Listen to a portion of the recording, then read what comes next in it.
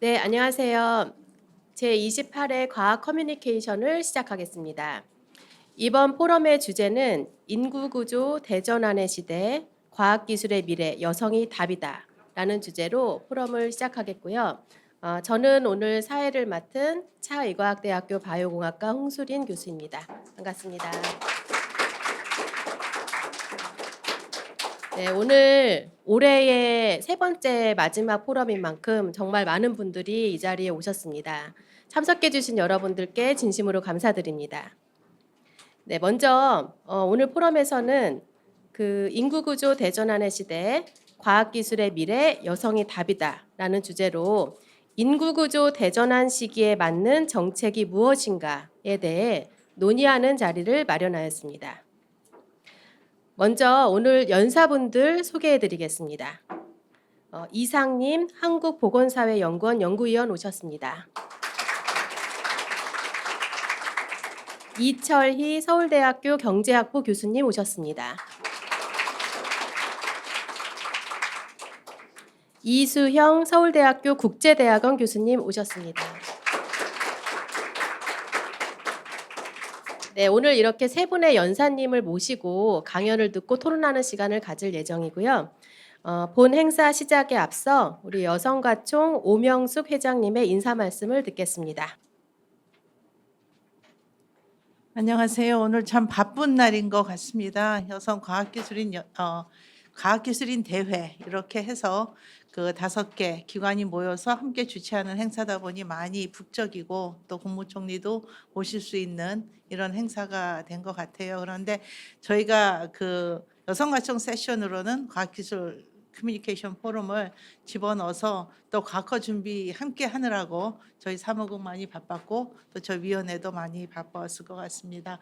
지난 2년간 우리 그 과학 뭐라고 불렀나요? 위원회는 과커위원회 혹은 과학기술소통위원회가 정식 명칭인 것 같습니다. 위원회가 이 적절한 주제로 좋은 연사님들 모시고 우리가 말하는 과학 커뮤니케이션 포럼을 잘 진행해 주셔서 저희 유튜브의 조회수도 많이 올라가는 또 이런 좋은 일들이 많이 있었습니다. 그래서 위원회 분들께 정말 감사드리고요.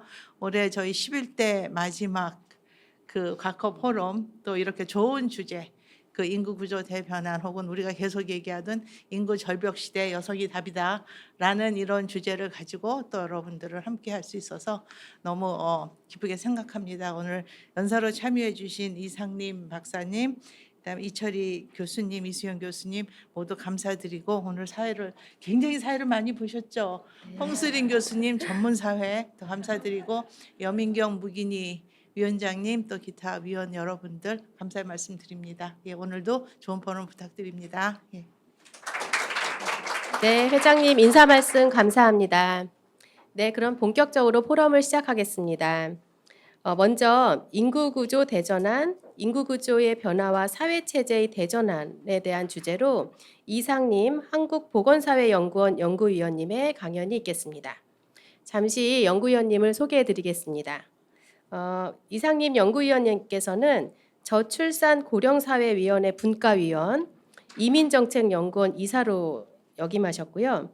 현재는 한국보건사회연구원 인구모니터링 평가센터장, 국회 인구위기 특위 민간자문위원으로 활동하고 계십니다. 네, 좋은 말씀 부탁드리겠습니다. 네, 안녕하세요. 소개받은 이상님입니다. 미래 저희 무긴 교수님 전화를 받고서 인구 얘기로 좀 해달라고 하셨는데 이럴래가 제일 힘든 것 같아요. 미래에 대한 예측 부분의 연구를 했고 그거에 대해서 발표도 많이 하고 있는데 힘들 때가 이제 너무 스페시픽하거나 대상이 여기는 어떤 얘기를 해드려야 되지? 그리고 제 대상을 지금 모르고 또 너무 전문적이신 분들, 그러니까 대중이나 공무원 분들보다 제 얘기가 틀릴 수도 있어가지고 좀 그렇습니다. 그래서 좀 용감하게 어떻게 해야 될까 고민을 하다가 예전에 스태피에서 한번 요청이 와서 비슷한 내용을 해드린 적이 있어요. 그래서 그런 내용으로 인구 변화 어떻게 돼가고 있고, 그래서 우리 사회가 어떻게 변할 것이고, 특히 여성과학 입장에서는 지금 마지막에 제 생각을 그냥 뇌피셜로 제 생각으로만 한번 보여드리겠습니다.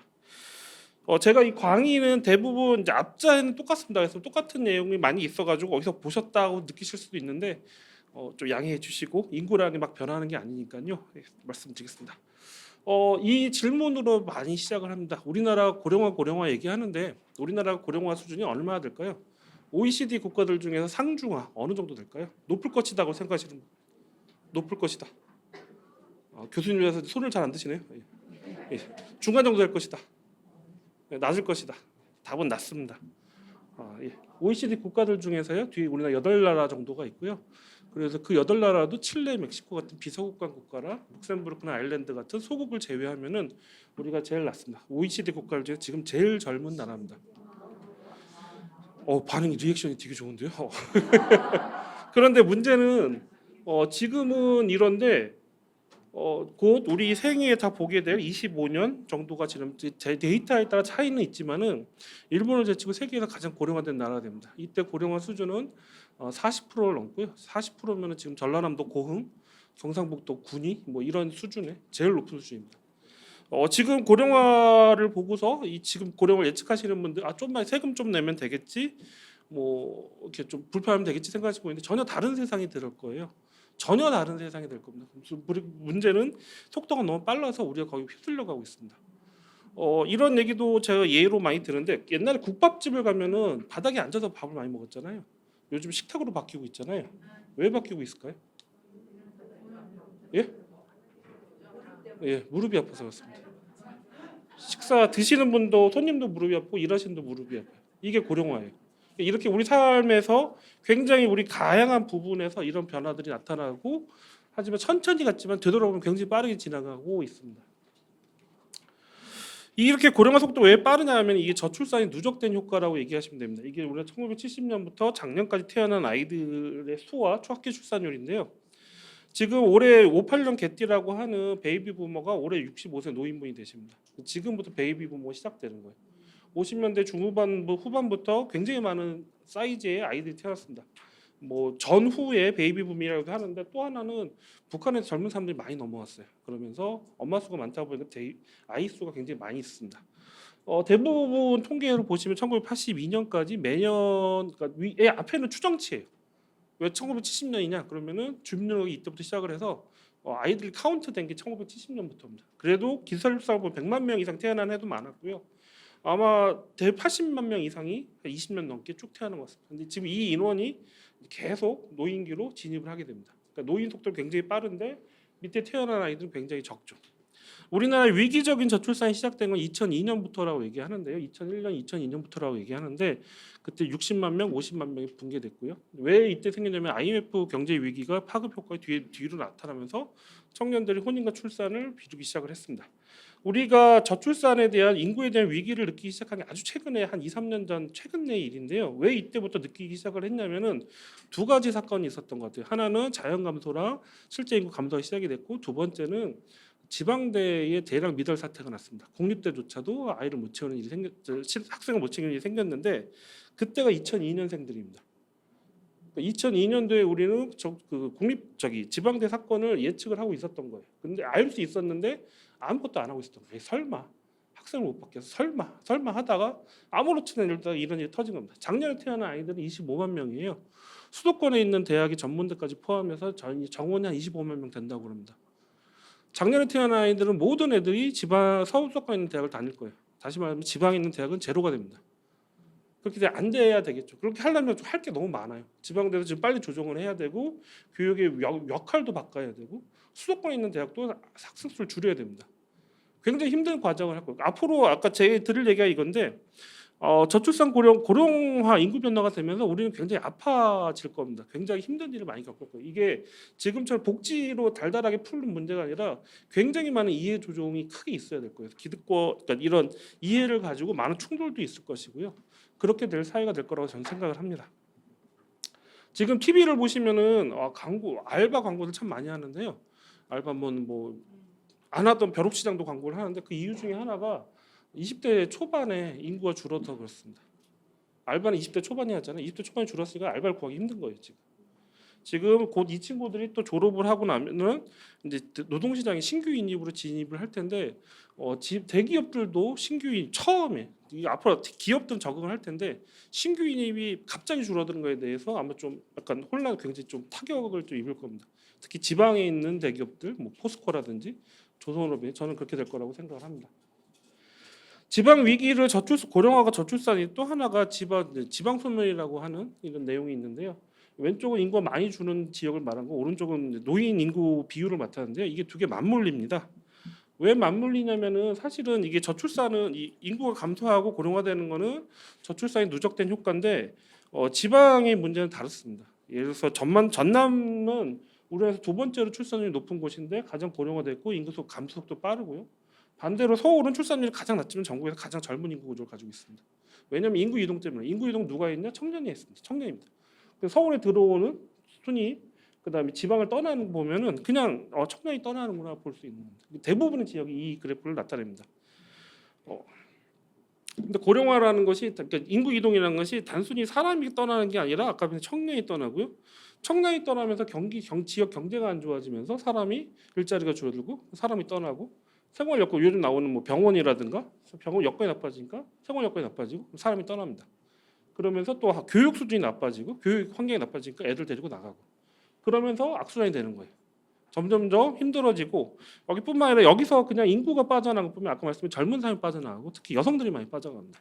지방은 제조업 중심이기 때문에 평생 일자리로서의 여성 일자리가 없기 때문에 여성 청년들이 수도권에 많이 오는 거예요. 그래서 서울의 그러니까 우리나라 전체 19세부터 34세 인구의 성비가 110 정도 되거든요.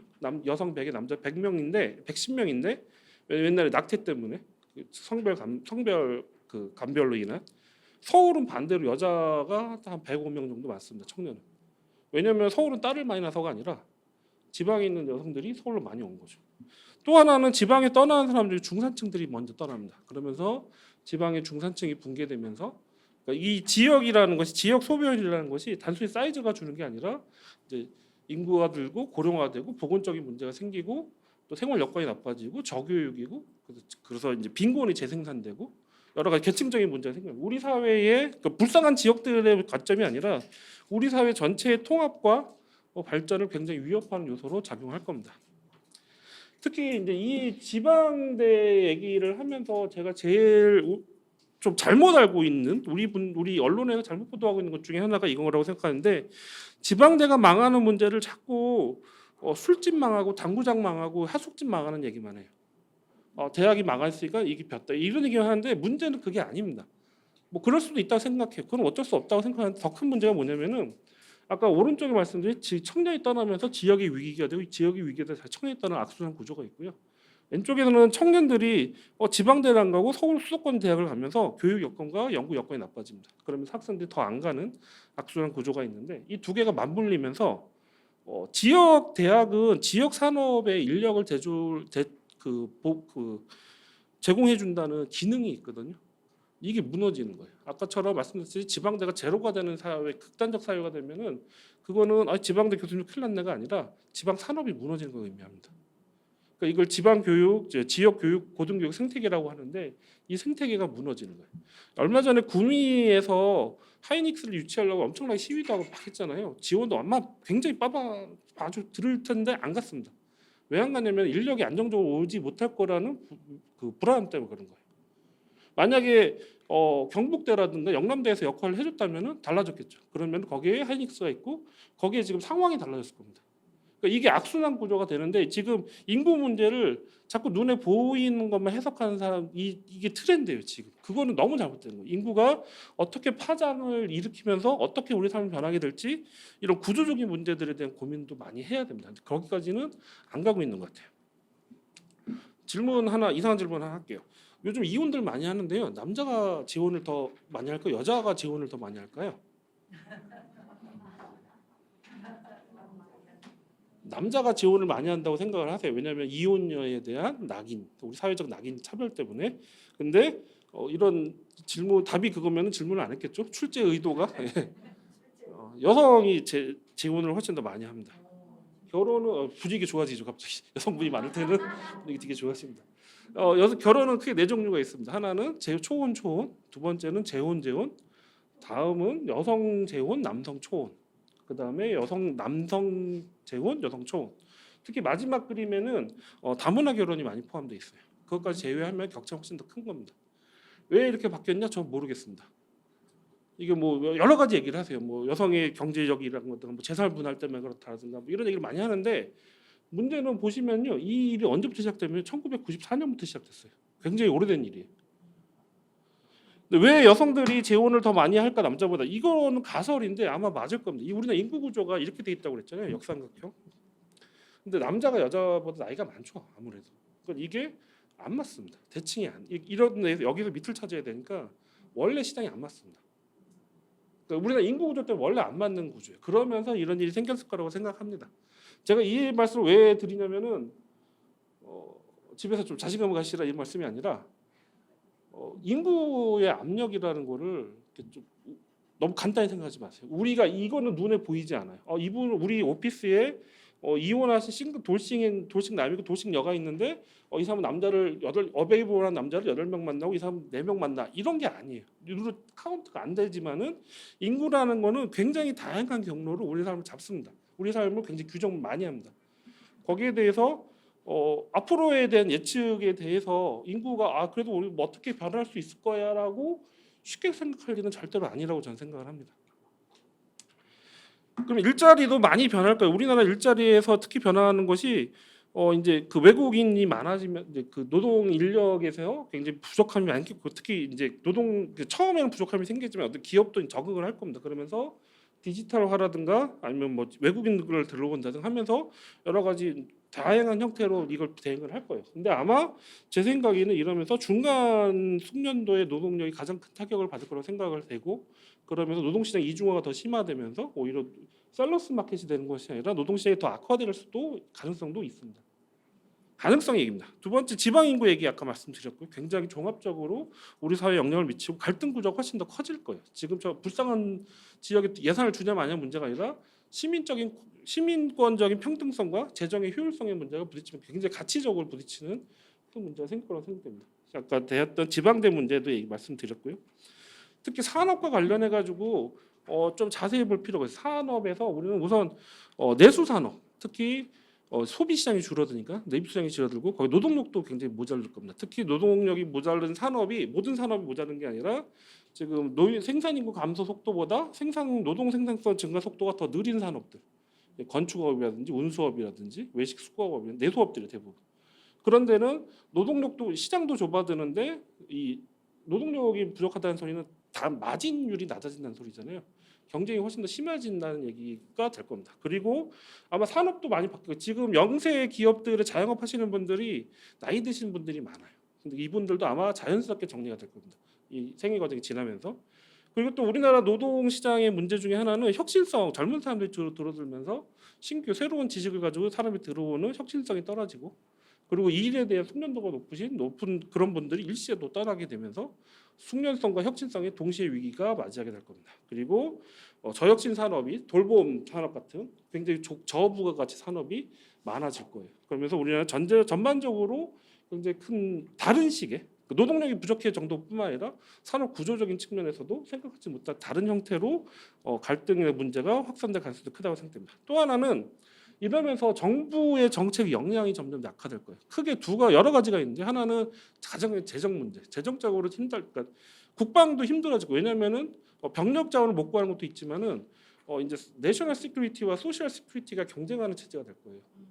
그래서 이러면서 예산의 문제가 특히 굉장히 심각해질 거고요. 또 하나는 또 디테일하면 뭐 경제학 교수님이 오셔서 제가 이런 말씀 자제해야 되는데 금융 이제 저축률이 낮아지면서 이 금리가 좀 고정될 가능성이 있습니다.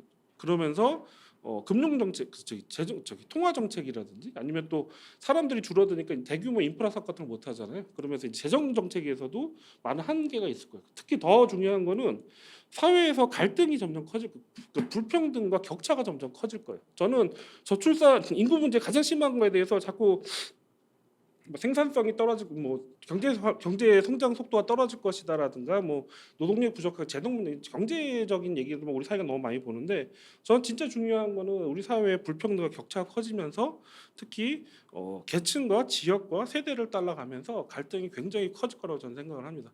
그러면서 우리 사회의 이 위기를 대응할 수 있는 역량, 정부나 지자체 역량이 낮아지면서 훨씬 더 이렇게 커지는 우리 지속성과 사회 통합의 위기로 갈 수 있는 이게 정말 더 큰 위기라고 저는 생각을 합니다. 여기까지가 전반적인 얘기입니다. 이제 과학 얘기를 해야 되는데 제가 잘 모르니까 틀릴 수도 있습니다. 그냥 선무당의 사람 잡는다고 그냥 인구화학 하는 사람이 이런 얘기를 했다 정도만 생각하시면 될 것 같아요. 첫 번째, 우리 고등교육 체제에서의 가장 큰 문제는 지방대가 줄어들면서요. 그리고 교원 수가 전체 불합니다. 그러면서 대학원생의 전망이 없어요. 교수가 되게 힘들어집니다. 그러면서 대학원에 들어오는 친구들이 굉장히 줄어들 거예요. 특히 여성이 줄어들까 남성이 줄어들까는 생각을 좀 해보셔야 될 것 같아요. 지금 학교에서 어떤 일이 있는지 잘 모릅니다. 전공에 따라 다를 것이고. 하지만 어떤 여성 신진 연구자를 어떻게 확보할 수 있을 것인가? 대학원이 생이 줄어든다는 상황에서 고민하실 필요가 있고, 두 번째로는 특히 지방대가 위기가 되면서 어쩔 수 없이 지방대가 굉장히 앞으로 10년 사이에 많은 지방대가 저종이 될 거예요. 그러면서 인력이 갑자기 나올 겁니다. 연구 R&D 쪽에 갑자기 인력이 많아질 가능성이 큽니다. 문과 쪽에서 실제로 그런 일이 벌어지고 있는 것 같아요. 대학원 유학을 갔다 온 사람들이 대학이 없어지니까 연구시장 오고, 교수님들도 지방이 어려워지면서 재정이 어려우면서 연구 시장으로 들어오게 되면서 이것이 과연 우리나라 여성 연구자들에게 연구 기회는 어떻게 달라질 것인가? 저는 잘 모르겠는데 유리하지는 않지 않을까? 저는 생각이 듭니다. 죄송합니다. 자꾸 어두운 얘기만 해가지고. 또 하나는 이 정부와 기업의 R&D 수요가 전반적으로 감소하게 될 가능성이 굉장히 큽니다. 내수 시장이 줄어들고 전반적으로 이익이 이런 마진율이 떨어지고 그리고 또 정부의 재정 위기가 있으면서 저는 전반적으로 R&D에 지원을 해야 되는 사회로 감에도 불구하고 하기 힘들어질 가능성이 클 거라고 생각합니다. 특히 올해 우리가 그걸 경험을 했죠.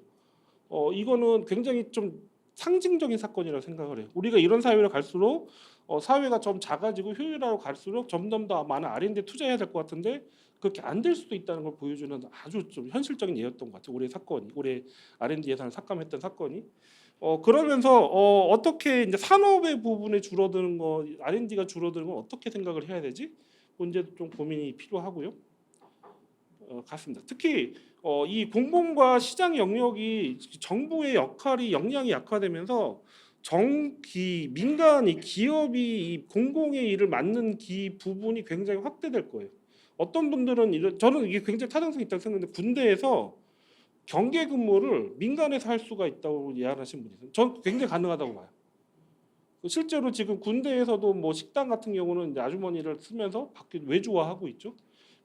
공공이 맡았던 영역이 그냥 산업으로 기업이 들어오는 부분이 의외로 많이 확대되고 있어요. 예를 들면 나중에 노인분들이 많아지면서 이 돌봄 문제, 재산 문제, 그러니까 지금 앞으로의 노인분들은 자산은 있거든요. 근데 이제 소득이 없잖아요. 그러면 이걸 관리를 해줘야 돼. 이게 신탁이에요. 신탁이 이제 그 주택연금이 그걸 해주는데, 근데 그러한 것과 돌봄과 결합이 되고 의료 서비스와 결합이 되고 이런 식의 형태로 다른 발전이 될 것 같습니다.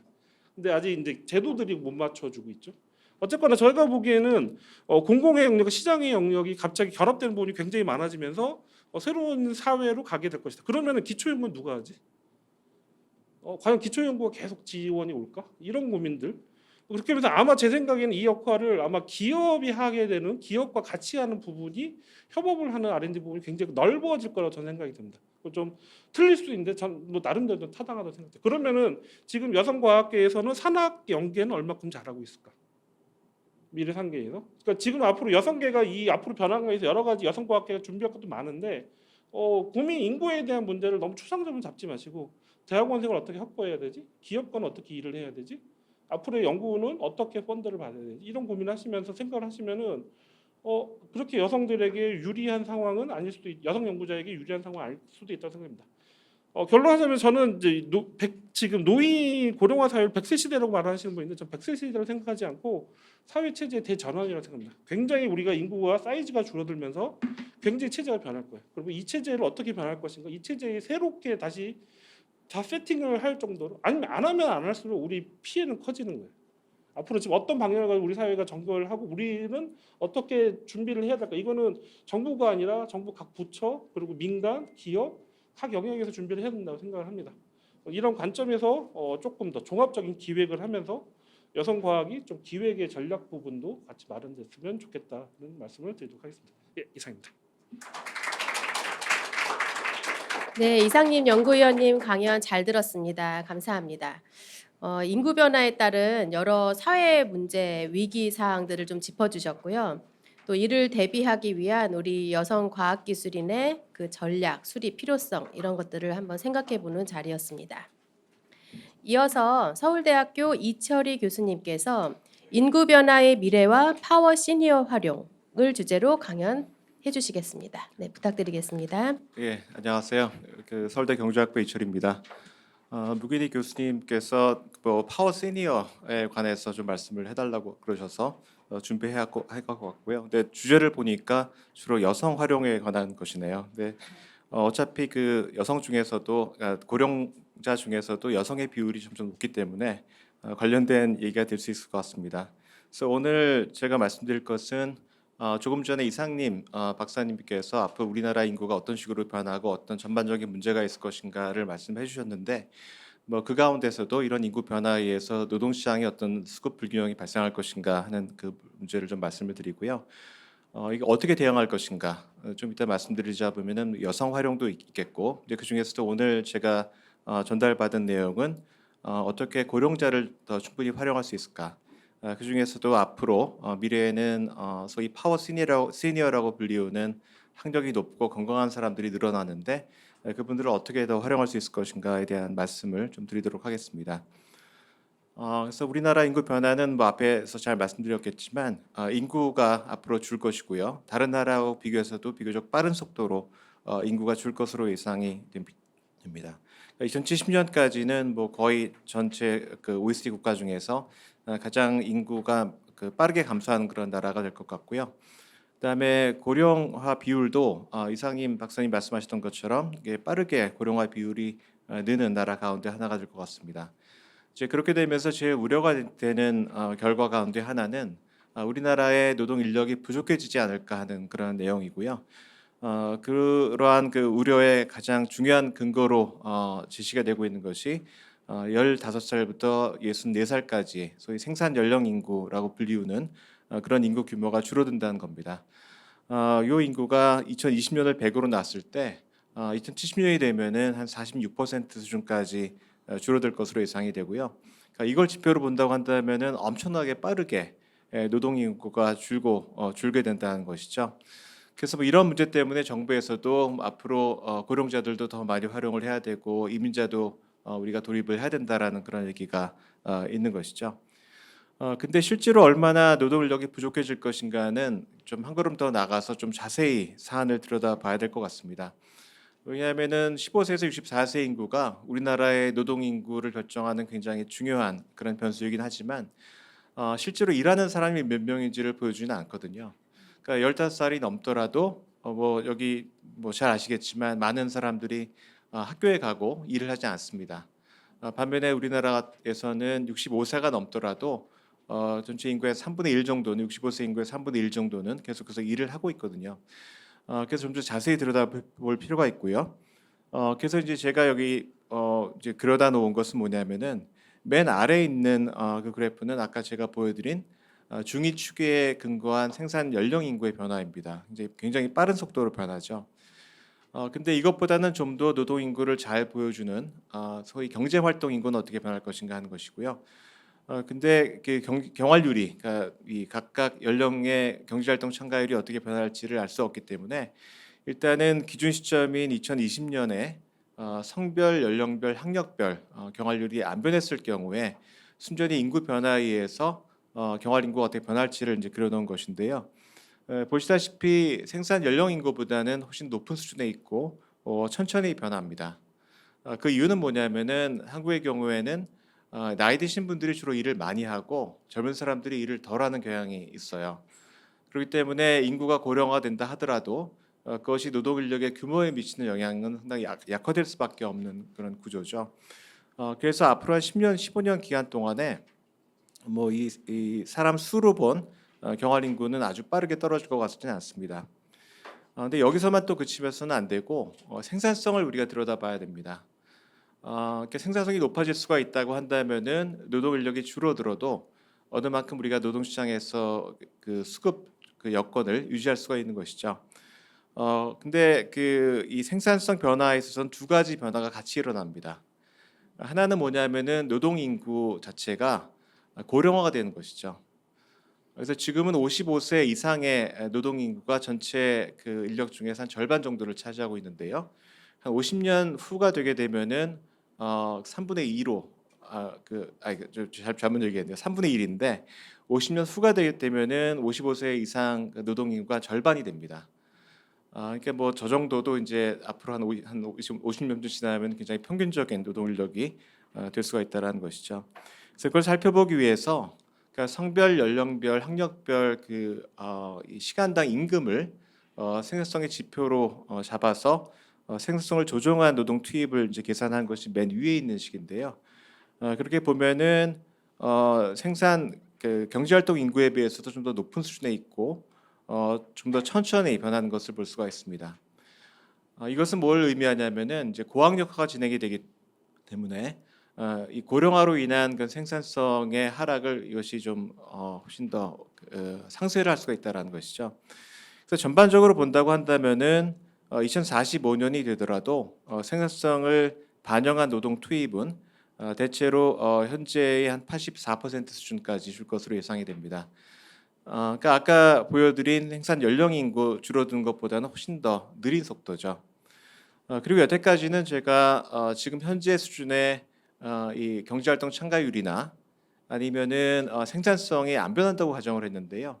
근데 이것도 이제 변할 가능성이 매우 높습니다. 그러니까 여러 가지 정황을 봤을 때 여성과 고령자의 경제활동 참가율이 높아지고 생산성도 개선될 여지가 있는 것이거든요. 그래서 이것은 이제 그런 가능성을 고려를 해서 일종의 시뮬레이션을 한 것인데 오늘의 그 주제를 반영을 해서 이제 여성 관련된 얘기를 보면은 그러니까 우리나라 여성의 경제활동 참가율이 2020년에 일본 수준까지만 높아지더라도 우리나라의 그 생산성 조중 노동 투입이 2045년까지 한 91.2%까지 유지가 될 것으로 전망이 됩니다. 이것은 아무것도 변하지 않는 경우에 비해서는 대략 한 3.5% 포인트 정도 높은 수준인데 규모로 봐서는 꽤 많습니다. 그래서 이런 그 여성이 더 일을 많이 할 수 있다면은 노동인가 주는 것에 대해서 상당히 그걸 완화할 수 있는 효과가 있을 것 같고요. 그다음에 한 가지 더 말씀드리면은 여성의 상대적인 생산성입니다. 그러니까 우리나라 같은 경우에는 여성 인력이 가장 활용을 덜 되고 있는 그런 국가이고요. 그것을 잘 보여주는 것이 상대적인 생산성의 지표인 그 평균 임금이 남성 대비 평균 임금이 OECD 국가 중에서 가장 낮은 나라입니다.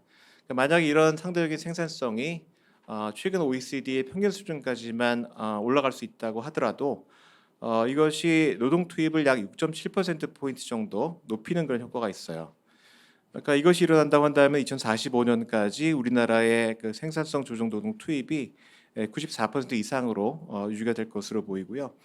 그래서 이런 여러 가지 그 사항을 본다고 한다면은 실제 우리나라의 그 노동 인력의 감소가 생산 연령 인구가 보여주는 것보다는 훨씬 더 느릴 것 같다. 특히 우리가 여성 인력을 잘 활용을 하고 우리나라 여성의 생산성이 상대적으로 낮은 중요한 이유가 뭐 출산이라든가 결혼 같은 것 때문에 노동시장에서 여러 가지 불리함을 겪고 있는 것 때문에 그렇거든요. 그런 것을 완화할 수가 있다면은 인력이 줄어드는 문제의 상당 부분을 완화할 수 있다라는 그런 말씀을 드리겠습니다. 근데 이제 그것보다 좀 더 노동시장의 문제가 되는 것은 부문 간 불균형의 문제입니다. 그러니까 전체적으로 노동력이 많이 안 줄어도 어느 부분에 있는 노동력이냐 또는 어떤 학력을 가진 노동력에 따라서 전혀 다른 사람이거든요. 그렇기 때문에 전체적으로는 안 줄어도 특정한 부분에 있어서는 이제 부족이 발생할 수가 있는 것이죠. 그래서 이것에 관한 뭐 최근의 연구 결과를 하나를 소개를 해드리면은 이것을 이 부문별로 생산성이라든가 또는 자본 투입이라든가 이런 것이 어떻게 이제 변할지를 추정을 해서 각 부문별로 노동 수요가 어떻게 변할 것인지를 추정을 하고요. 그다음에 최근에 이제 노동시장의 사항을 반영을 해서 노동 공급이 어떻게 될 것인지를 이제 추정한 그런 연구 결과를 얻은 바가 있습니다. 뭐 자세한 그 방법을 지금 말씀드리기는 시간이 없는 것 같고요. 근데 결과만 말씀드리면은 굉장히 부분별로 차이가 많이 나요. 그러니까 어떤 부분 같은 경우에는 노동력이 굉장히 많이 부족하고 어떤 부분 같은 경우에는 수요 변화보다 공급의 그 증가가 더 커서 노동력이 오히려 남아 돌아가는 그런 부분이 있을 것으로 예상이 됩니다. 이제 가장 그 노동 인력 부족 규모가 큰 부분을 몇 가지 이제 들자고 한다면은 그러니까 사회복지 서비스업이 제일 심각할 것 같고요. 2031년까지 전반적으로 뭐 부족분이 수십만 명 나올 것 같습니다. 물론 이 중에서 일부는 그 내에서의 대체에 의해서, 그러니까 남는 곳에서 모자라는 곳으로 이동을 하면서 대체가 될 수 있는 면이 있는데 그것이 일어난다 하더라도 뭐 30만 명 이상 정도의 인력이 부족할 것으로 예상이 되고요. 그 외에 뭐 전문직별 공사업, 음식점 및 주점업, 융상 운송 및 파이프라인 운송업 뭐 이런 산업에서 노동 인력이 굉장히 많이 부족할 것으로 예상이 됩니다. 그다음에 이러한 이 노동 인력 부족분은 고학력이냐 저학력에 따라서 좀 다르고요. 그러니까 이 고학력 같은 경우에는 음식점 및 주점업, 뭐 사회복지 서비스업 이런 데서 노동 인력이 많이 부족해질 것 같고요. 근데 저학력 같은 경우에는 이제 보건업, 사회복지 서비스업 이런 데서 노동 인력이 많이 부족해질 것으로 예상이 됩니다. 그러니까 제가 이제 말씀드리고 싶은 것은 뭐냐면은 전체적으로 노동 인력이 얼마나 부족해질 것인가를 뭐 보는 것도 중요하지만 그것보다 훨씬 더 중요한 것은 어떤 분야에 어떤 유형의 인력이 부족해질 것인지를 보고 거기에 대응하는 것이 중요하다라는 말씀을 드리고 싶습니다. 특히 이제 이러한 수급 불균형 문제를 낳는 가장 중요한 인구 현상은 아까 이상님 박사님도 잠깐 언급을 하셨지만 뭐 젊은 사람들이 굉장히 빠르게 줄어든다는 거거든요. 이것은 이제 대졸 35세 미만 대졸 경활 인구가 어떻게 줄어들지를 추정한 결과인데요. 어떤 추정치가 맞든지 간에 한 2040년 경이 되게 되면은 지금의 그 인력에 비해서 한 70% 수준으로 줄고요. 한 2050년 경에 되게 되면은 지금의 절반 정도로 줍니다. 그러니까 앞으로 한 3, 40년이 지나면은 젊은 사람들을 찾기가 굉장히 어렵게 된다라는 것이죠. 그리고 더욱더 이제 큰 문제는 이러한 젊은 취업자의 감소가 다 똑같이 나타나는 것이 아니라 어떤 분야는 굉장히 빠르게 나타나고 어떤 분야는 천천히 나타나는데 빠르게 나타나는 분야가 어떤 분야냐면은 대개는 우리 경제 미래가 있는 분야입니다. 대개는 지금 임금도 높고 그다음에 고학력자가 많이 고용이 돼 있고 최근 한 10년 동안에 이 고용의 규모가 더 늘어나는 그런 분야에서 젊은 사람들이 많이 줄어들게 된다라는 것이죠. 이제 젊은 사람들은 방금 말씀드렸지만 일반 인력 한 사람하고는 좀 달라요. 이 사람들은 가장 최근에 이제 대학을 졸업하거나 또 고등학교를 졸업해서 나온 사람들이라서 뭐 최신의 정보와 숙련을 가지고 나온 사람들이고요. 그다음에 더 빨리 배울 수가 있고 그다음에 다른 분야라든가 다른 지역으로 이동을 할 수 있는 그런 능력이 높은 사람들입니다. 그러니까 노동시장의 기능을 잘 수행할 수 있는 사람들인데요. 근데 이런 사람들이 줄어들면은 그 노동시장의 기능이 약화됩니다. 그러니까 사람이 남아 돌아가는 곳에서 모자라는 곳으로 빨리빨리 재배치를 해서 우리나라의 경쟁력을 유지할 수 있어야 되는데 그 기능이 떨어지는 것이 굉장히 큰 문제가 된다라는 것이고요. 그래서 앞으로의 그런 노동 수급 문제에 있어서의 핵심은 뭐 전반적인 부족 문제가 아니라 이 부문 간 유형 간 수급 불균형이고 여기에 대응을 하기 위해서는 빨리빨리 대체가 일어나야 됩니다. 그러니까 모자란 곳에서 남는 곳에서 모자란 곳으로 이동이 발생을 하고 또 모자란 부문으로 빨리빨리 사람이 이동을 해서 채워줄 수 있어야 된다는 것이고요. 그러니까 고령자가 청년을 대체할 수 있어야 되고 저학력 취업자가 앞으로 많이 줄어들 텐데 고학력 취업자가 이거를 메꿀 수 있는 그런 사회가 되어야 된다는 것이죠. 근데 그런 점에 있어서 앞으로 그 중요한 역할을 좀 해야 될 그런 인구 집단이 파워 시니어라고 부르는 집단입니다. 그 중요한 근거 중에 하나는 뭐냐면은 인구 변화의 추이에 있어요. 그러니까 앞으로 그 고학력의 나이든 인구가 폭발적으로 늘어날 전망입니다. 이것은 50에서 64세 대졸 인구가 앞으로 어떻게 변할지를 추정한 결과인데요. 한 2050년경까지 지금의 2배 이상으로 늘어날 것이고요. 65세 이상 대졸 인구는 정말로 빠른 속도로 증가할 것으로 예상이 됩니다. 지금 아주 미미하지만 2070년경이 되게 되면 굉장히 커질 것이고요. 이것은 이제 상업별 연령별 인구의 전망을 보여주는 것인데 가장 그러니까 폭발적으로 늘어나는 그런 인구 집단이 맨 위에 있는 65세 이상의 대졸 인구입니다. 그 인구 집단하고 50에서 64세 대졸 인구를 합치면은 2070년에는 절반이 돼요. 그러니까 50세 이상의 대졸 인구가 2070년이 되면은 전체 인구의 절반이 된다는 것이고요. 이거를 이제 경제활동 인구로 바꿔서 보더라도 마찬가지입니다. 그러니까 이 연령층의 경제활동 인구가 굉장히 많이 늘어나고요. 2070년이 되면은 50세 이상의 대졸 경제활동 인구가 전체 경제활동 인구의 한 40% 정도를 차지할 것으로 전망이 됩니다. 근데 학력이 높아진다는 것은 무엇을 의미하는가? 다른 여러 가지가 다 좋아진다는 것을 의미를 해요. 이것은 최근 그 팬데믹 이전 데이터를 가지고 학력별로 얼마나 사람들이 이 병원에 많이 갔는가를 보여주는 것인데 보시게 되면은 대학 재학 이상의 그런 고령자들이 저학력 고령자들에 비해서 병원을 덜 갑니다. 왜 그러느냐? 더 건강하기 때문에 그런 것이고요. 이제 제가 보여드릴 건 뭐냐면은 미래의 그런 고령자들은 지금의 고령자에 비해서 더 건강하고 그다음에 여러 가지 면에 있어서 뭐 건강 관리라든가 그런 문화적인 성향이라든가 그런 것이 달라질 거라는 것인데요. 이것은 이제 그 단면을 보여드리기 위해서 지금 70대 중반이 넘어간 그 세대하고 65세를 살짝 넘긴 그런 세대를 비교한 것입니다.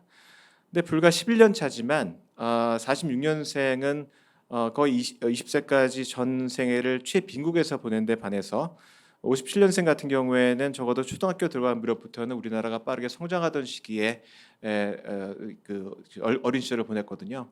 그래서 이들은 뭐 그 이전 세대에 비해서 잘 먹고요. 뭐 프로틴 섭취량을 보더라도 더 높고 뭐 전기 사용량도 더 많고 그렇습니다. 그래서 키도 더 컸고요. 그러니까 이거는 뭐 순영양 상태가 더 높아졌다는 얘기가 되겠죠. 그렇기 때문에 그 앞으로의 그 노동 인력은 훨씬 더 건강하고 인지 능력도 높고 뭐 그럴 것이고요. 그래서 이들을 적극적으로 이용을 해야 된다. 그러니까 학력이 높고 그런 사람 적극적으로 이용을 해야만 그 이러한 노동 부족 문제를 해결할 수 있다라는 것입니다.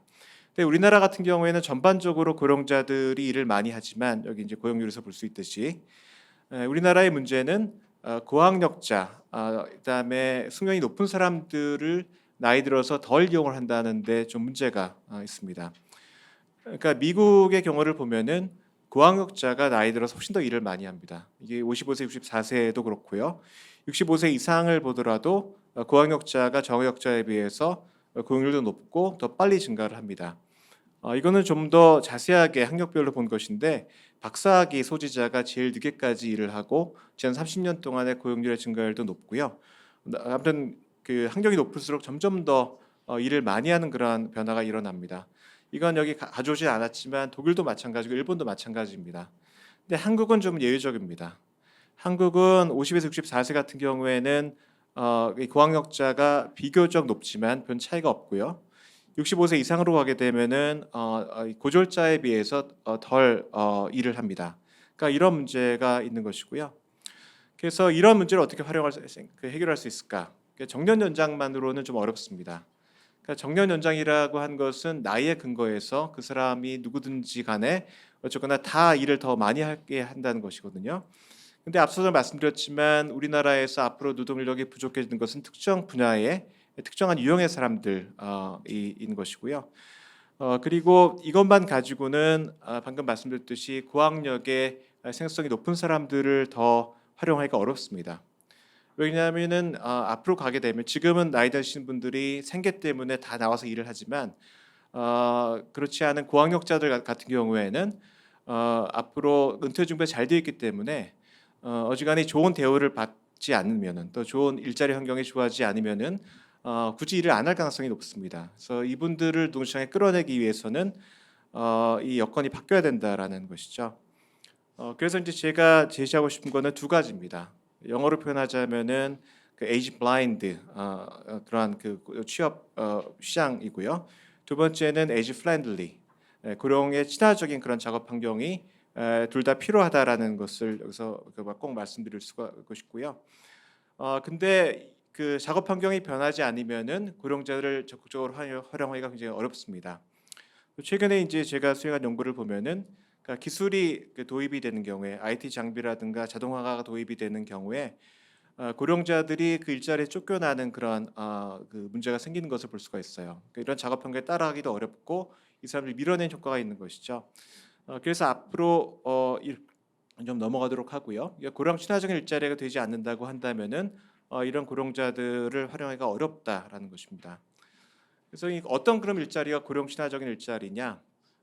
선행 연구를 이제 보게 되면은 대개는 이렇습니다. 그러니까 작업 스케줄을 스스로 결정할 수 있고 원격 근무를 할 수 있고 신체적인 부담이 낮고 일하는 방식을 스스로 결정할 수 있고 유급 휴가를 쓸 수 있고 독립적인 작업을 할 수 있는 그런 여건이 고령 친화적인 일자리인데 보실 수 있듯이 이것은 고령자들에게만 인기 있는 일자리가 아니라 모두에게 인기 있는 그런 일자리이고요.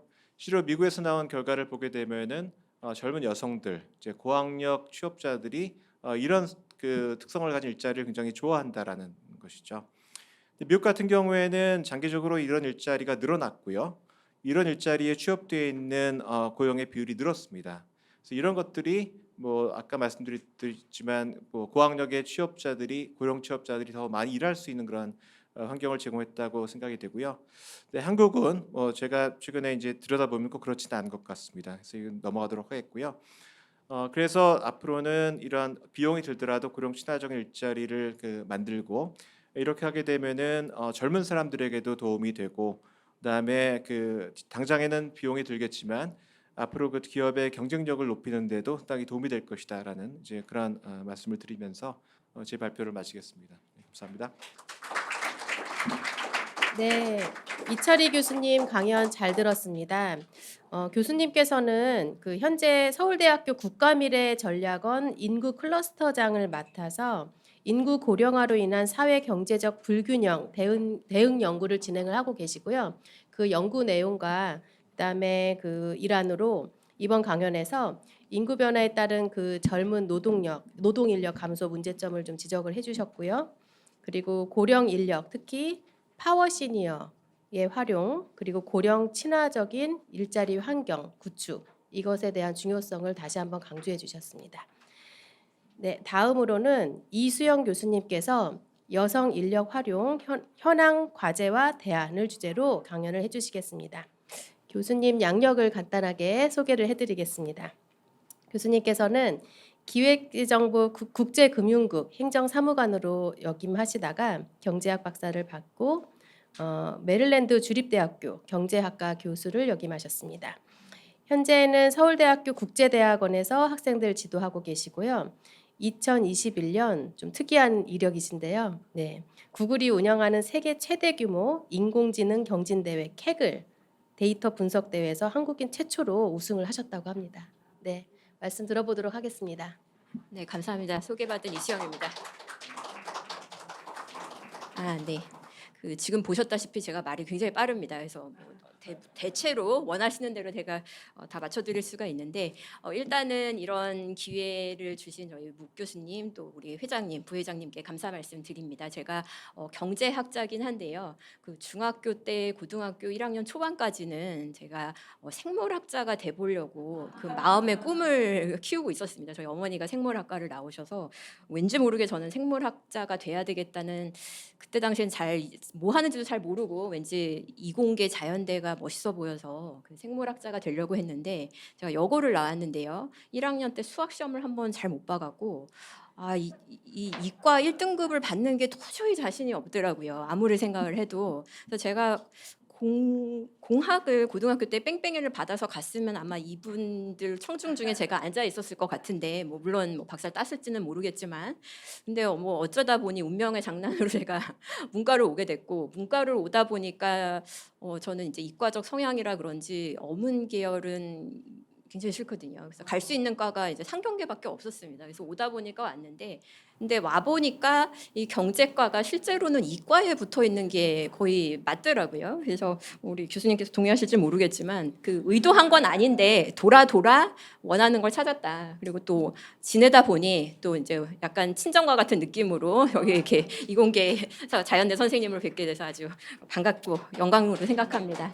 근데 제가 이제 오늘 말씀드릴 거는 여성 문제 관련인데요. 이게 여성 문제가 또 최근에 젠더 이슈도 있고 굉장히 좀 첨예하고 생소하고 좀 다루기가 까다로운 거는 모두 다 아실 겁니다. 그래서 특히 이제 학자들 중에 남자 선생님들은 이 주제를 말씀을 하시기가 조금 어려운 부분이 있는데 뭐 그런 면에서는 저는 이제 제가 여자이고 제가 겪은 것도 있고 여기 선생님들도 많이 공유하시는 게 있어서 최대한 이제 데이터를 기초로 이게 어떤 종류를 조금 생각을 해봐야 되나 이런 부분을 중심으로 생각을 해보도록 하겠습니다. 앞에 두 번 선생님들께서 저희가 이제 인구가 그 raw number 그 사람들 두수 기준으로 이제 한국이 점점 이제 아무리 오래 산다고 손 치더라도 출생률 자체가 줄어들고 있기 때문에 인구가 노령화되고 그리고 이제 절대적인 숫자가 이제 줄어들 가능성이 이제 명약관화한 상황입니다. 그리고 이제 절대적인 숫자가 줄어드니까 교육을 많이 받고 건강하신 분들이 많이 계셔도 그게 버퍼는 될 수 있을지언정 전반적으로 이제 인구의 노동 공급 측면에서는 아무래도 이제 줄어드는 상황이 굉장히 당연한 상황인 것 같습니다. 이제 이런 면에서 그러면 여성들이 무슨 역할을 해야 되지 않나. 근데 저는 이제 저희 여성분들이 한국 사회에서 이미 많은 일들을 뭐 직장과 가정에서 하시기 때문에 더 무슨 역할을 하라고 말씀을 드리고 싶지 않습니다. 저까지. 근데 대신에 이런 문제, 이런 이제 인식과 관련해서 이 최소한 이제 한국을 기준으로 여성 문제를 볼 때 뭐를 어떤 부분이 제가 볼 때는 조금 미스가 되어 있는지 그게 이제 바틀렉이 되는지에 대해서 오늘 조금 설명을 드리고 싶습니다. 제 목소리 다 들리시나요? 끝까지. 네, 감사합니다. 혹시 조금 너무 빠르면 살짝 손을 해주시면 제가 적당히 스킵하겠습니다. 앞에 두 분 선생님들께서 말씀하셨듯이 우리나라의 그 노동시장, 일하는 일자리 환경에서 여성들이 얼마만큼 활약을 하는지 그 숫자를 기준으로는 OECD 국가 중에 항상 꼴찌에서 1등에서 3등 사이입니다. 일본, 뭐 우리, 터키, 멕시코 뭐 굉장히 창피한 숫자고요. 그 임금 기준으로 남성 대비 여자가 얼마만큼 임금이 평균적으로 다른지도 거의 항상 꼴찌입니다. 제일 나쁜 쪽으로. 그래서 도대체 근데 저희가 이제 좀 의아하게 생각을 여기서 의문점을 가지셔야 되는 게 우리나라의 특히 이제 여학생들의 대학 진학률이라든지 또 성적을 보시거나 고시할 때 누가 1등을 하신지 보시면 이게 도저히 이게 매치가 안 되는 숫자입니다. 다 잘 안 되는데 도대체 이게 왜 그런 거냐. 그래서 그 부분에 대한 제가 해결 그 퍼즐을 오늘 조금 보여드리려고 하는데요. 요거는 이제 고용을 기준으로 남자 대비 여자가 얼마만큼 고용을 적게 하는지 이 바가 뚱뚱한 바가 크게 될수록 남자 대비 여자들의 고용률이 떨어진다는 얘기입니다. 이게 다이아몬드는 풀타임을 기준으로 여자들은 풀타임을 안 하는 경우가 있어서요. 그래서 표는 오른쪽에 갈수록 나쁜 건데 한국이 굉장히 이제 오른쪽에 가 있죠. 그리고 오른쪽에 있는 대부분 다른 나라는 우리나라보다 못 사는 나라입니다. 예외적인 경우를 보고. 그러니까 소득 대비 굉장히 창피한 상황이죠. 도대체 이게 왜 그러냐. 여자애들이 대학도 많이 가고 대학을 많이 간 건 이미 뭐 20-30년 전부터 많이 갔거든요. 그래서 이제 왜 그러냐 보는 거와 관련한 실마리를 조금 이제 드리려고 하는데 이 한국이 굉장히 특이한 패턴을 보입니다. 그래서 남자들과 여자들의 졸업을 기준으로 학력을 기준으로 취업을 한 그 취업률의 취업률의 차이를 보여주는 게 이게 퍼센티지 포인트인데 제가 퍼센트를 써서 좀 혼란이 있었는데 이게 퍼센티지 포인트입니다. 그래서 중조를 기준으로 남성 대비 여성의 취업률이 15%포인트 적다는 거거든요. 그러니까 취업을 적게 한다는 건데 이게 굉장히 특이한 게 학력이 높아질수록 이게 줄어들지가 않고 보통 다른 나라는 이 갭이 줄어드는데 한국은 이게 늘어납니다. 되게 이상하지 않습니까? 그래서 이게 도대체 그럼 왜 그러냐? 뭐가 문제냐? 그 힌트가 여기에 있습니다. 제가 아까 말씀드린 그 문과 이과 말씀을 드린 게 이 뭐 여기서는 이제 다 뭐라 그럴까요? 이게 의대, 약대, 뭐 자연대, 공대 이렇게 다 이과 계열 선생님들이 많이 계셔서 체험을 하실지 안 하실지 모르겠지만 이제 저 같은 세미 이공계 사람이 사회대 사람이 느끼기에는 이게 온도 차가 전공 계열별로 굉장히 차이가 많이 납니다. 그래서 이제 보시면 이게 어떤 표냐 하면 대학 전공을 기준으로 이거는 이제 모든 대학 4년제 일반 대학 기준으로 제가 좀 세팅을 다르게 해왔는데요. 그 해 졸업한 학생들을 졸업한 지 1년 반 미만 된 학생들을 기준으로 누적은 아닙니다. 취업을 몇 프로가 했느냐의 이제 숫자인데요. 이제 모든 대학을 기준으로 인문계는 취업률이 58%, 사회대 64%, 교육계열 63%, 공학계열 70%, 자연대 63%, 의학계열 이게 의대, 약대, 치대 다 합친 겁니다. 이게 82%, 예체능 계열이 67%입니다. 근데 이거는 그 단기간 임시직 취업한 친구들이 다 들어간 거고요. 그래서 1년 동안 유지한 실질적으로 저희가 생각할 때 정말 이제 직장 같은 직장에 취업한 친구들을 기준으로 제가 다시 계산한 건데 이제 3번입니다. 3번을 기준으로 보시면 인문대 43%, 사회대 50%, 교육계열, 사범대 계열 52%, 이제 자랑스러워 하실 때가 이제 왔습니다. 공대 59%, 뭐 의학계열 68%, 예체능 44%입니다. 근데 이게 모든 대학을 기준으로 하다 보니까 사범 그 교육대학 있지 않습니까? 선생님 되시는 대학에 다 포함이 됩니다. 그래서 그런 이질적인 대학들을 다 발라내고 나면 전반적으로 이 표가 주는 메시지는 저희가 이제 일반적으로 생각하는 건데 공대, 의대, 근데 자연대는 이 비율이 조금 낮은 게 대학원 진학률 학생들이 좀 많아서 그렇습니다. 그래서 자연대가 나쁘다고 나쁜 게 아니라 요거는 이제 학문적 특성이 조금 달라서 그런데 기본적으로 저희가 생각할 때 일반적으로 한국에서 통칭하는 이공계, 이과계에서 퍼포먼스가 취업과 관련해서는 굉장히 좋습니다. 근데 문제는 한국의 학생들이, 한국의 고3들이 세계적으로 유례 없이 대학을 많이 가는데 이 문제가 이게 제가 아까 말씀드린 그런 똑같은 문제죠. 그 여학생들이 전반적으로 취업이 안 되는 과에 집중적으로 배치가 되는 겁니다. 남학생에 대비해서. 근데 저희가 아무리 대학교 학부생이 이렇게 많이 배우는 것 같지 않은 느낌이 들더라도 그 4년간 선생님들한테 배운 그 노하우가 이게 돌이키기가 쉽지가 않지 않습니까? 아무리 뭐 복수 전공을 한다고 해도. 그래서 이 대학에서 어떤 인재를 길러내는지 그 시작점, 이 시작점 단추가 이미 여성들한테 본인이 의도해서 선택을 했는지 안 했는지 알 길은 없지만 제가 이제 아이들 상담을 대학에서 해보면 이렇게까지 중대한 함의가 있는지 모르고 문이과를 결정을 하고요. 심지어 이과를 갔다고 하더라도 대학 입시에 특종에 뭐가 유리한 것 같다 하면서 어문 계열로 막 가는 애들이 있습니다. 뭐 어문 계열 좋습니다. 근데 이제 취업을 안 해도 되시면 괜찮은데 이게 보통의 중산층으로 자란 친구들이 본인 노동소득이 없으면 어떻게 사회생활을 유지하겠습니까? 그런 면에서 이게 남녀 차별 차이가 꽤 크다. 여성 인력이 지금 취업이랑 이런 면에서 활용이 잘 안 된다. 뭐 말씀 사실이기도 하고 사실이지만 그럼 그게 왜 그러냐를 생각을 해보면 애초에 공급되는 그 인적 자본이라고 경제학에서는 표현을 하는데요. 전문성을 함양되는 부분이 이 한국 사회에서 잘 취업이 잘 되는 이른바 한국 사회에서 원하는 종류의 기술들을 여학생들이 상대적으로 남자들에 비해서 덜 개발을 하고 있다. 물론 여기 계시는 분들은 이미 잘 개발이 되신 부분에 계셔서 직접적으로 느끼시지 못할 수는 있지만 이 여성 인력을 어떻게 더 활용할 건가 그 first order 제일 큰 스트림의 앞단에는 문이과 전공할 때부터 능력 있는 여학생들이 이과에 대한 관심도를 단순히 내가 무슨 전공에 관심 있어 이 차원이 아니라 앞으로 취직을 하고 사회생활을 하고 사회인으로서 역할을 하는 쪽에 방점이 찍혀 있다면 이 함의까지는 생각을 하고 진로 지도를 받아야 되는데 이 부모님들도 솔직히 잘 모르실 가능성이 높고요. 학교 선생님들도 대학 입시를 주로 이제 담당하시다 보니까 이 취업은 대학에 와서도 솔직히 선생님들 별로 관심이 기울이기가 어렵습니다. 그러니까 이런 면에서는 어떤 면에서는 여기 학부모님으로 계신 분들은 본인들이 자녀 지도할 때 좀 생각을 하셔야 되고요.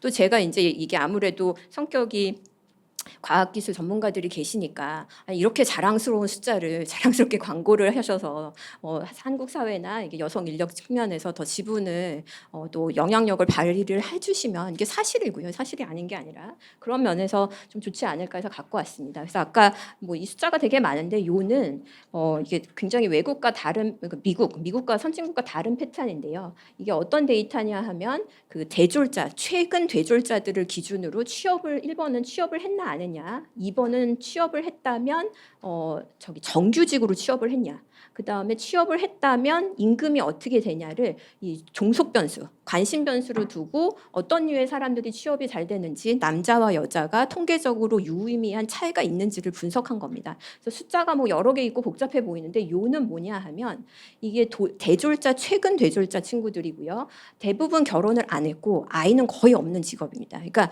뭐 25세에서 28세 봤을 때 최근에 학부 졸업한 친구들이라고 보는데 특히 미국같이 이런 경우에는 이렇게 미혼이거나 아이가 없는 경우는 남자 여자 간의 차이가 거의 없습니다. 유의미하게. 특히 이제 학력이나 뭐 전공이나 이런 것을 많이 비교를 남자 여자 비슷한 그룹을 매칭을 하면 둘 간의 유의미한 차이가 거의 안 보이는데 굉장히 한국은 특이하게도 남자 여자 간의 차이가 이렇게 결혼도 안 했고 애도 안 낳은 그룹에서 발생을 하고요.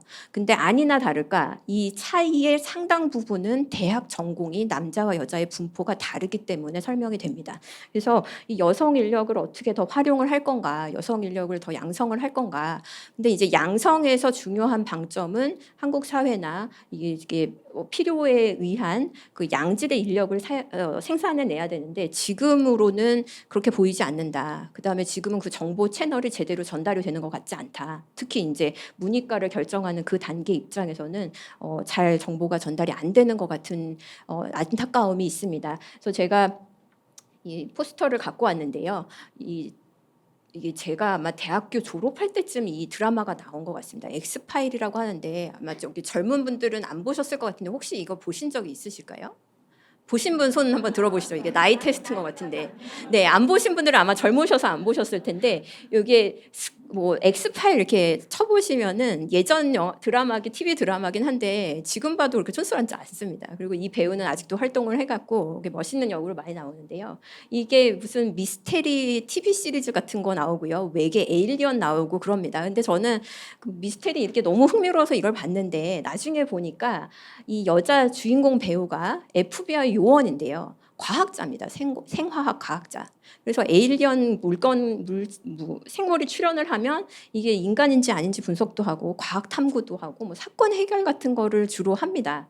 근데 이게 제가 그때 당시에는 이렇게 인식을 하고 본 건 아닌데 여성도 맨날 남자의 서브 역할이 아니고 맨날 로맨틱 파트너의 대상이 아니라 전문가로서 자기 역할을 할 수 있구나. 그러니까 누가 그렇다고 말을 한 게 아니라 이 드라마를 너무 재미있게 봤는데 저도 모르게 그런 인식을 가졌던 것 같습니다. 근데 저만 그런 느낌을 받은 게 아니라 이 TV가 방영되는 동안 이 TV를 본 세대 그 핵심적인 그 진로 결정을 하는 그 세대에서 여성 과학자들 선택이 꽤 많이 늘어났다는 연구 보고가 있습니다. 그래서 뭐 얼마만큼 이게 강한지 믿을 수 있는지는 좀 뭐 학계 입장에서는 좀 다른 의견을 가지신 분도 있겠지만 이게 롤 모델이 중요하다는 게 결국 이런 거구나. 내가 이 길을 가면 어떻게 될 수 있는 거구나. 그런 부분을 여기 계신 이 여성 전문가 선배님들께서 또 그 젊은 세대에게 몸으로 이미 많이 보여주고 계시지만 가능한 한 많은 기회에서 보여주시면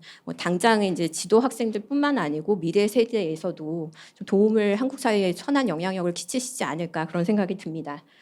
네, 그래서 이거는 제가 드라마를 갖고 왔습니다만 그 미디어에서 여성들을 어떤 주체로 표현하는지가 사람들이 여성에 대해서 어떤 인식을 갖게 되는지 특히 이제 자라나는 여학생들이 자신이 어떤 존재로 인식하는지에 대해서는 영향력에 대한 연구는 경제학계에서 꾸준히 이루어나고 있습니다. 그래서 이 부분이 제가 이제 특히 이제 지금은 이제 어느 나라나 인구 출생률이 줄고 있기 때문에 이렇게 똑똑하고 좋은 친구들은 가만히 앉아 있다고 이렇게 오는 게 아니고 그 전문 분야에서 가서 포획이라고 하죠. 이렇게 잡아와야 되거든요. 근데 그러면은 잡아올 때 이게 온도가 우리 분야에 좀 따뜻하게 되었어야 조금 더 리치아웃을 하면 이게 오지. 미리 사전적으로 오늘 하신 이런 세션 같은 것을 조금 더 어린 아이들한테 좀 더 다양한 사람들한테 또 들어보니까 장애인들 같은 경우는 아무래도 이제 수리 이쪽에 관심을 잘 안 쏟다 보니까 이공계 선택을 잘 안 한다고 그러시더라고요. 그래서 이 장애인 숫자가 한국에서도 보면 적지 않습니다. 이게 꼭 머리가 나빠서 장애인이 아니라 신체적으로 어려운 친구들도 많기 때문에 뭐 그런 리치아웃 측면에서도 조금 신경을 써주시면 좋은 결과가 있지 않을까 생각이 됩니다. 네, 마지막은 그 여성 인력과 관련해서 뭐 좀 여러 가지 최근에 이제 시끄러운 것들이 이제 쿼터 같은 것도 있고 뭐 사회이사도 있고 뭐 이런 여러 가지가 있습니다. 뭐 국공립대학에 계신 분들은 여성 임용 비율제도 있고 그런데 근데 이제 제가 여성이기 때문에 여성들 인력을 제고해야 된다라고 말씀을 드리는 건 항상 조심스럽고요. 왜냐하면 이게 다 맥락이 있기 때문에요. 근데 이제 거꾸로 말하면 이게 그 데이터에 근거하고 합리적인 이성에 맞게 해서 이런 식으로 잘 인재들을 사회에서 필요한 방향, 또 본인들이 좋아하는 방향인데 사회에서 원하는 방향으로 합치시키는 방향을 나가면 개인한테도 좋고 사회한테도 좋은데, 이거를 이제 특정 어젠다를 삼아서 뭐 비율을 늘려야 된다 이러면 이게 실질적으로는 많은 부작용을 초래할 가능성이 있습니다. 저는 이제 그런 차원에서 최근에 이제 젠더 논란이 많이 일어나서 여러분들이 또 좀 어려운 경우를 겪으신 것도 있고 본인이 지금 겪으시는 부분도 있을 텐데, 근데 이게 이념이나 생각이 아니라 조금 단계별로 차근차근 준비를 해주시면 또 이런, 특히 이런 리치아웃 기회를 통해서 조금 저변을 넓혀주시면은 더 좋은 결과가 있지 않을까 생각됩니다. 이것으로 제 발표는 마치겠습니다. 감사합니다. 네, 이수영 교수님 강연 잘 들었습니다. 그 여성 인력 활용에 대한 여러 가지 데이터를 이제 보여주셨고 또 지표화해 주셨고, 그리고 이제 앞으로 우리가 개선해야 하는 어떤 과제와 대안에 대해서 잘 말씀을 해주셨습니다. 네, 이상으로 지금 우리가 직면한 인구 변화에 대한 그 멋진 강연을 해주신 세 분 연사님들께 다시 한번 감사드립니다. 네, 잠시 후에는 토론 및 질의응답 시간을 갖도록 하겠습니다. 안녕하십니까. 저는 오늘 본 포럼의 좌장을 맡은 서울대학교 의과대학 묵인희입니다. 이렇게 이 여러 군데로 나뉘어져 있는데 저희 파트에 들어와 주셔서 감사드리고요. 오늘 세 분 연자분님의 너무나 좋은 강연을 들어서요. 질문도 많으실 것 같은데 아시다시피 시간이 되게 그 제약이 많아서요. 오늘은 일단 지금 지정 토론자로 되어 계신 여민경 교수님, 이민영 박사님, 이은정 기자님 세 분 질문 먼저 받고 그리고 진행하도록 하겠습니다. 예, 여민경 교수님 먼저 질문 부탁드립니다. 예. 예, 경희대학교 여민경입니다. 오늘 저 세 분 연자님의 그 귀한 강연에 대해서 정말 감사드립니다. 이수영 교수님에게 되게 재밌게 들었습니다. 그 아까 그 말씀 중에 엑스파일을 예를 드시면서 저희 어렸을 때 기억이 새삼 돋는 그런 얘기였는데요. 롤모델이 굉장히 중요하다라는 말씀을 하셨습니다. 그래서 제가 어떤 모습을 보여줘야 그 이제 자라나는 또 이제 우리 후학들에게 어떤 모습을 보여줘야 될지를 늘 고민하고 있었는데, 아까 그 말씀 중에 국공립대학의 여성 교원 비율을 높였던 그 정책에 대해서 예를 들어 주셨습니다. 제가 그 정책을 듣고는 있었는데 그게 어느 정도 효율이 있었는지 잘 몰랐습니다. 근데 지난번에 그 학회를 갔더니 그게 실질적으로 드러나는 것을 제가 몸소 보게 됐는데요. 학회에서 여성 연자들만 모아서 강연을 듣는 상황이었는데, 그 여러분들 말씀이 무슨 일이 있었는지 모르겠는데 굉장히 아름다워지셨다고, 연자분들이. 그래서 제가 그게 무슨 말인지 못 알아들었는데 실제로 뵈니까 정말 그렇더라고요. 이유는 단 하나였습니다. 교수님들이 많이 젊어지셨더라고요. 그래서 그 젊은 교수님들의, 그리고 젊은 패기하고 굉장히 좋은 아이디어하고 언변으로 말씀하시는데 그 모습 자체가 굉장한 롤모델이 된다는 생각을 저는 하게 됐는데, 이수영 교수님이 보시기에는 그러한 정책들이 정말 효과가 있다고 생각을 하시는지, 또 그것이 남녀 차별이나 이런 문제로 계속 논란이 될 만한 거리라서 더 진행하기가 어려운 것일지에 대해서 한번 의견을 여쭙고 싶습니다. 네, 감사합니다. 어떤 식으로 롤모델을 제공을 해야 되는지는 정말 어려운 것 같습니다. 이제 일단 학교라는 테두리, 학계라는 테두리에 들어온 친구들, 젊은이들 같은 경우는 이제 교수님들 모습을 보면서 이렇게 자연스럽고 보일 것 같은데, 이제 저는 조금 더 욕심을 내자면 좀 더 넓은 범위의 더 어린 아이들한테도, 또 남자도 마찬가지입니다. 여자라고 하면 맨날 뛰다가 맨날 넘어지고 막 남자가 도와줘야 되고 이런 게 아니고, 뛸 때 같이 뛰고 오히려 남자가 어려울 때 도와주고 이런 여자들을 드라마에서 많이 봐야 되는데, 안타깝게도 우리나라 드라마 작가님들은 제가 맨날 이상한 걸 봐서 그런지 모르겠지만 무얼 시작해도 항상 끝은 연애로 가시더라고요. 이게 전문성이 안 보이고.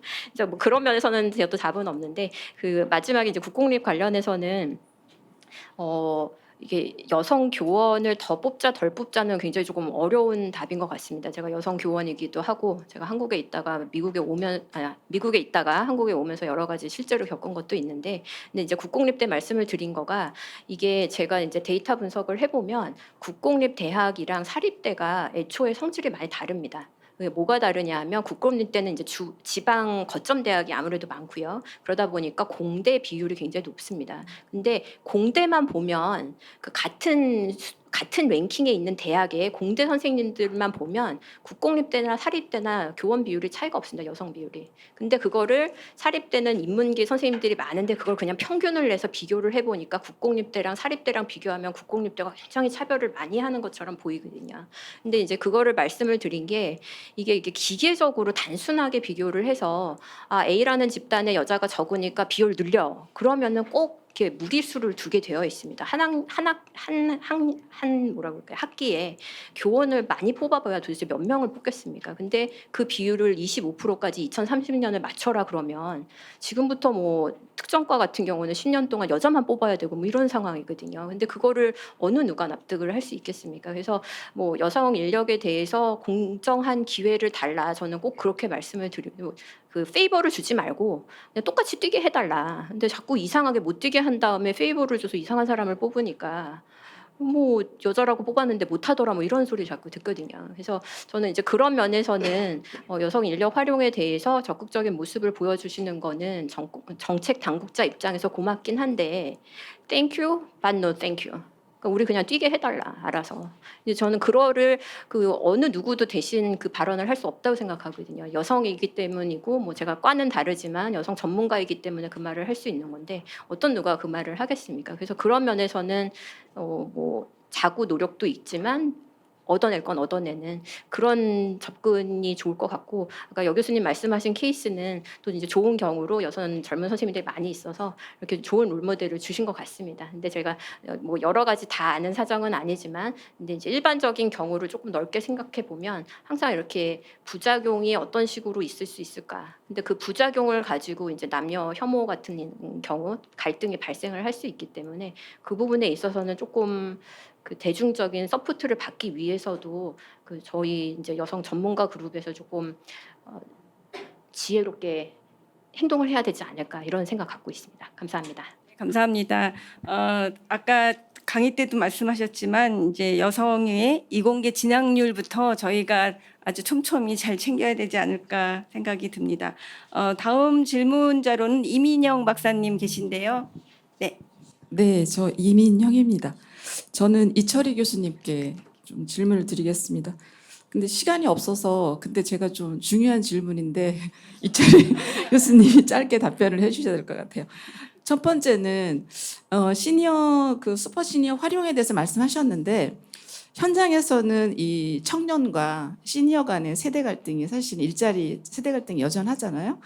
그래서 저도 이제 사실 은퇴가 몇 년 남지 않아서 그럼 제가 은퇴할 때는 우리 청년 세대 눈치 보지 않고 현장에 남아 있을지, 네, 그래서 한번 그 부분에 대해서 말씀을 듣고 싶어요.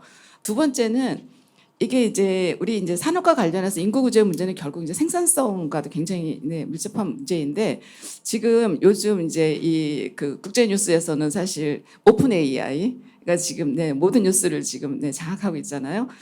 이 그 로봇과 또 이 AI 이런 것들이 기술 발전이 획기적으로 이제 발전하면서 생산성도 굉장히 큰 변화가 있을 거라고 봐요. 그래서 오늘 그 말씀하신 내용도 사실은 내년에 후년 되면은 굉장히 뭔가 또 달라질 수 있을 것 같거든요. 그래서 그 부분에 대해서 우리 이 교수님 생각이 어떠신지 좀 말씀 듣고 싶습니다. 매우 간략하게 첫 번째 말씀드리면은 교수 같은 경우에는 별로 그럴 것 같지 않다. 많은 경우에 정년이 65세로 연장될 가능성이 높지만 이미 65세는 교수까지 그렇게 될 것 같지는 않다라는 것이고요. 하지만 더 먼 미래로 가면은 아까 말씀드린 그 에이지 블라인드 소사이어티가 되면은 그건 그야말로 같이 경쟁을 하고 같이 같은 조건 하에서 하는 것이기 때문에 뭐 인력이 부족해지고 충분히 가능할 것 같다라는 간략하게만 그렇게 말씀을 드리고요. 그다음에 기술의 변화가 그러니까 총량적으로 노동 수요를 줄일지에 대해서는 아직 확실하지는 않은 것 같습니다. 그러니까 그런 그 얘기를 하는 그 데이비드 아우터라고 하는 그런 유명한 학자의 얘기도 있고요. 그렇지만 이게 이제 부문 간 차이를 낳는 그 요인으로 이미 작용을 하고 있고 앞으로 작용을 하기 때문에 뭐 간단하게 말씀드린다고 한다면은 총량에 대한 영향은 확실하지 않지만 부분 간 차이는 확실하게 많이 벌어질 것이다라는 정도만 말씀드리겠습니다. 네, 감사합니다. 마지막 질문으로 이은정 기자님 질문 부탁드립니다. 네, 안녕하세요. 오늘 발제들 정말 재밌게 잘 들었습니다. 평소에 관심이 있었으나 원인이나 분석을 잘 몰랐는데 오늘 굉장히 많은 인사이트를 얻었습니다. 저는 이상림 연구위원님께 질문 드리겠는데요. 지금 우리나라 같은 경우는 이제 대학 진학률이 굉장히 높고 사회 진출 나이가 늦어지잖아요. 이것이 저출산 고령화 요인이 되는 것인지 이게 좀 궁금하고요. 첫 번째. 두 번째는 이제 청년 인력이 줄어드는 건 굉장히 심각한 문제인데 혹시 우리 사회가 그 줄어든 청년 인력이라도 하이 고퀄리티 인력으로 다 이제 교육시켜 내면 전 국제 글로벌 사회에서 그래도 경쟁력을 가질 수 있지 않을까? 그것이 가능할까에 대해서 두 가지 여쭤보고 싶습니다. 첫 번째 질문은 고민을 좀 해봐야 될 것 같은데, 약간 우리나라 학력 수준이 높다는 거가 여러 가지 의미가 있는 것 같아요. 전 사실 학력 수준이 모두가 높아서 떨어졌다기보다도 지금 이 친구들이 대학을 갔을 때 부모님 성장하면서 기대했던 삶의 퀄리티라든가 그런 레벨을 이루지 못할 거거든요. 그런 의미에서 문제가 있을 거라고 생각하고, 또 우리나라가 학력이 높다는 건 다른 의미로 격차가 너무 커요. 그래서 사실은 고졸과 대졸 간의 격차가 크거든. 사실 저출산 문제를 해결하는 나라들의 특징 중에 하나가 학력 간 격차가 별로 크지 않습니다. 임금 격차가 별로 크지 않다는 점도 있기 때문에 그런 쪽으로 이제 학력이 높아서 많이 대학을 가니까 떨어진다, 이렇게 우리 연구원 어떤 분이 몇 년 전에 얘기하다가 큰일 난 적이 한 번 있어가지고 그런 건 아닌 것 같고요. 제 생각에 이제 다른 격차라든가 이런 거 고민할 게 있다고 생각합니다. 그리고 고퀄리티의 젊은 친구를 키워야 되는 게 맞아요. 지금 우리가 그게 가야 할 길이고, 우리 사회는 어차피 작아지기 때문에 굉장히 고효율적인 사회로 가야 하는 게 제가 말씀드린 체제 전환의 방향성이에요. 거기 모든 사회가 사실은 모든 영역이 거기에 맞춰져야 된다고 생각을 해요. 효율성을 높이자는 게 아니라 우리는 그렇게 발전을 해야 되는데, 그러기 위해서는 우선 입시교육 중심의 지금 교육 체제가 바뀌어야 되겠죠. 거기에 대한 대안이 있는가 지금? 그러면 그것도 아닌 것 같아요. 그리고 또 이러한 이 효율성을 높이는 거는 이거 말고 학력 말고도 고민할 부분이 굉장히 많습니다. 다 뻔한 얘기라고 하지만 예를 들면 이민 정책. 외국 들어오는 이민자들이 과연 우리의 전반적인 노동시 평균의 생산성을 높이는 정책인가? 뭐 이런 것들 생각하실 때 굉장히 충돌이 있다고 생각해요. 다시 말씀드리면은 이런 원칙이 맞고 그 원칙에 맞게 사회 각 분야가 변화될 게 너무 많습니다. 기업도 거기 되면은 이제 학벌이 아니라 학력이 아니라 어떠한 적합한 인력을 뽑아야 되는 리퀄리팅 해야 되는 그 HR도 바뀌어야 되고요. 우리 부분이 너무 가야 할 게 너무 많다고 생각됩니다. 근데 당연히 그렇게 가야 된다고 생각합니다. 네, 좋은 질문과 답변 감사드립니다. 더 질문이 많으실 것 같고 토론을 해보고 싶은데 저기 본 강당에서 젊은 여성과학자의 기조 강연이 있어서 또 거기를 지지해드리기 위해서 또 저희도 이동해야 돼서요. 이만 마치도록 하겠습니다. 오늘 세 분 강연자님 너무 감사드립니다. 네. 토론 및 질의응답 진행해 주신 무기니 교수님 감사합니다. 네, 시간 관계상 이상으로 여성가총 제28회 과학 커뮤니케이션 포럼을 마치겠습니다. 모두 함께해 주셔서 감사합니다.